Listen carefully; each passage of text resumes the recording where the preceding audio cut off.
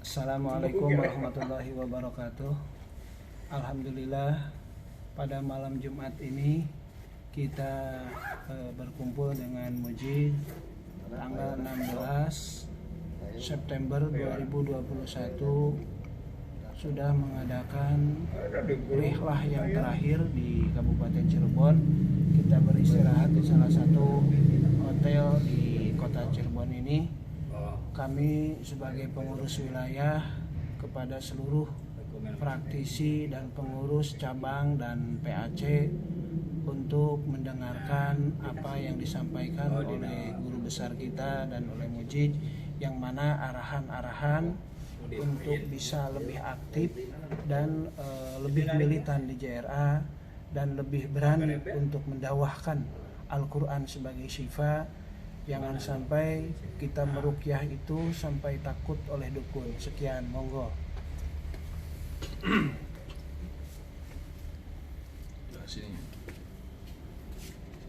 Bismillahirrahmanirrahim. Assalamualaikum warahmatullahi wabarakatuh.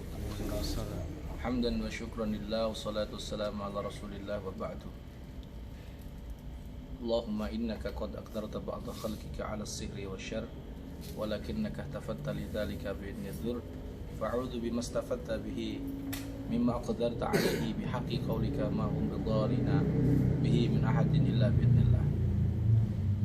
Yang pertama yang ingin saya sampaikan adalah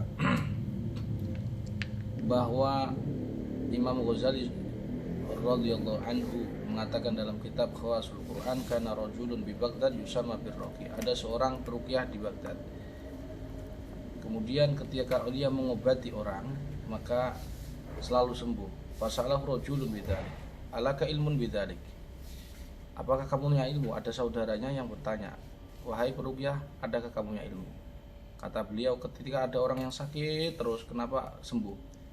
Maka beliau mengatakan, biruqyati wahidatin, ada wasyafi wallah, yang menyembuhkan Allah, tapi saya pakai ayat satu saja, wa nunazzilu minal qur'ani ma huwa syifa ila akhirih. Summa mata ba'da dzalik, kemudian mati. Yang peruqyah tadi meninggal. Setelah meninggal, fara'ahu fil manam, temannya yang masih hidup tadi itu melihat dia di akhirat itu dia keadaan dia bermimpi. Yang hidup temannya itu bermimpi bertemu dengan peruqyah yang meninggal tadi. Lalu bertanya, ma fa'alallahu bik, apa yang dilakukan Allah kepadamu? Apa? Subhanallah, di luar dugaan kita. Peruqyah tadi dia mengatakan,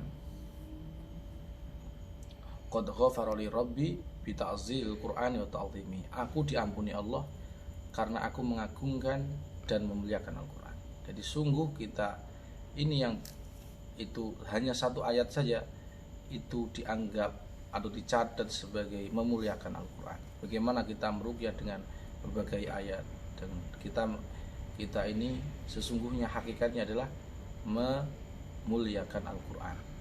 Maka terus agungkan Quran dengan cara menjadikan obat, bukan masalah sembuh tidak sembuh. Yang kedua kali yang ingin saya sampaikan adalah Al-Quran, berobat dengan memakai Al-Quran, atau kita terapi dengan dakwah.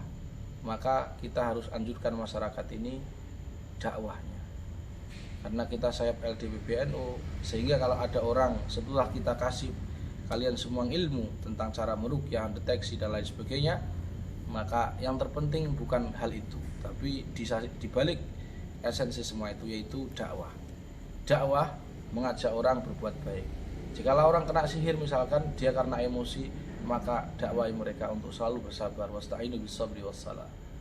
Ya ayyuhalladzina amanu sabiru wasabiru warabitu. Kalau dia susah sabar, warabitu, tetap kuatkan kesabarannya. Nah, oleh sebab itu para sahabat, kalau boleh memilih apakah dakwah atau berobat, jawabannya dakwah. Karena kita masuk LDPBNU bukan LDPBNU. Oleh sebab itu teruslah berdakwah, karena ada dua amalan yang Allah itu sebelum melakukannya, sebelum memerintahkan, Allah Subhanahu wa taala melakukan. Pertama baca sholawat, yang kedua adalah dakwah. Allahu yad'u ila darissalam. Yang ketiga yang ingin saya sampaikan adalah tingkatkan keyakinan kepada Al-Quran bahwa Al-Quran itu syifa min indillah. Ya. Jadi kalau kita sekarang ini masih ragu dengan Quran, misalkan hanya ilmu yakin, maka tingkatkan hakul yakin. Hakul yakin itu butuh bukti, Mas Yan, tapi sebagian bukti. Ada cerita orang lain sembuh, kamu percaya, enggak masalah. Tapi kamu kalian harus punya inisiatif bagaimana meningkatkan keyakinan itu dengan mengupgrade ke hakul yakin. Dan ketahuilah hakul yakin nggak butuh bukti. Jadi untuk meruqyah orang ini sembuh atau tidak sembuh, kamu tidak perlu bukti bahwa mana yang sembuh, tidak. Karena saking hakul yakinnya. Insya Allah dengan kekuatan hakul yakin ini penyakit apapun yang kalau Allah berkehendak akan sembuh biidznillah. Dan orang yang kalian ruqyah ini adalah umat Rasulullah Shallallahu Alaihi Wasallam. Maka ketika kita meruqyah harus ada niat menggembirakan hati Rasulullah Shallallahu Alaihi Wasallam. Aktivitas kita dikaitkan dengan Rasulullah Shallallahu Alaihi Wasallam. Maka dengan seperti itu, insya Allah Allah akan mengizinkan kalian bertemu melihat wajah Rasulullah Shallallahu Alaihi Wasallam minimal dalam mimpi-mimpi kita, dan kita kelak mendapatkan syafaat. Sekali lagi, kalau ngeruqyah tidak hanya sekedar sembuh dan tidak sembuh, tapi kita harus dari sisi dakwahnya harus yakin. Dan kalau pengen sembuh, misalkan keyakinan sembuh, upgrade-lah keyakinannya sampai hakul yakin. Demikian, adzanallahu wa yakum. Assalamualaikum warahmatullahi wabarakatuh. Waalaikumsalam warahmatullahi wabarakatuh. Kami ucapkan terima kasih kepada guru kita semua. Maka dengan itu apa yang diarahkan, apa yang diajarkan ilmu dari beliau kepada seluruh praktisi JRA se-Jawa Barat untuk dipahami dan dilaksanakan. Mudah-mudahan kita semakin maju, semakin berkah dan manfaat fi dini wa dunya wal akhirah, terutama cara berdakwah kita dan cara pengobatan kita lebih dikenal di masyarakat dan lebih dipakai oleh masyarakat umum. Sekian, terima kasih. Wallahu muwaffiq ila aqwamit thoriq. Assalamualaikum warahmatullahi wabarakatuh.